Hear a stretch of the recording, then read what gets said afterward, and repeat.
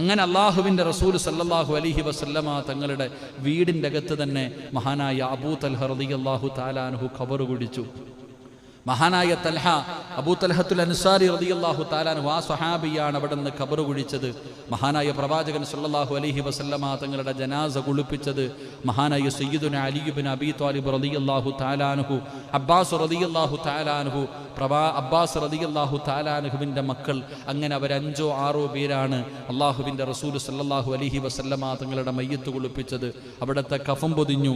എൻ്റെ പ്രിയപ്പെട്ടവരെ, പ്രവാചകന്മാരുടെ മയ്യത്ത് നമസ്കാരത്തിന് ഇമാമില്ല, എല്ലാവരും സ്വന്തം നിസ്കരിക്കണം. അങ്ങനെ പ്രവാചകൻ സല്ലല്ലാഹു അലൈഹി വസല്ലമ തങ്ങളുടെ ജനാസ എല്ലാവരും സ്വന്തമായിട്ട് അവിടെ നിന്ന് നമസ്കരിച്ചു.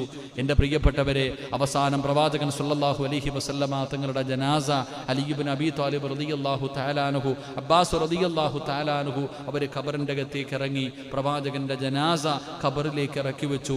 എൻ്റെ പ്രിയപ്പെട്ട സഹോദരങ്ങളെ, മഹാനായ സയ്യിദുനാ ബിലാൽ റളിയല്ലാഹു തആല അൻഹു, ഇന്നും പള്ളിയിൽ നമ്മൾ ഏതെങ്കിലും ഒരു മയ്യത്ത് കൊണ്ടുവന്ന് ഖബറടക്കി കഴിഞ്ഞാൽ ആ മയ്യത്തിൻ്റെ ഖബറടക്കി 2 ചെടികളും നട്ടിട്ട് എൻ്റെ പ്രിയപ്പെട്ടവരെ ആ ഖബറിൻ്റെ മുകളിൽ വെള്ളമൊഴിക്കാറുണ്ട്. അത് ആർക്കാ അർഹതപ്പെട്ടത്?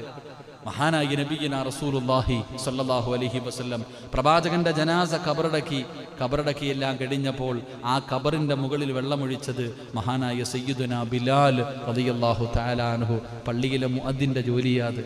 പള്ളിയിലെ മുഅദ്ദിൻ ബിലാൽ റളിയല്ലാഹു തആല അൻഹു ആണ് എൻ്റെ പ്രിയപ്പെട്ടവരെ ഖബറിന്റെ മുകളിൽ അവിടെ നിന്ന് വെള്ളമൊഴിച്ചത്. എൻ്റെ പ്രിയപ്പെട്ട സഹോദരങ്ങളെ,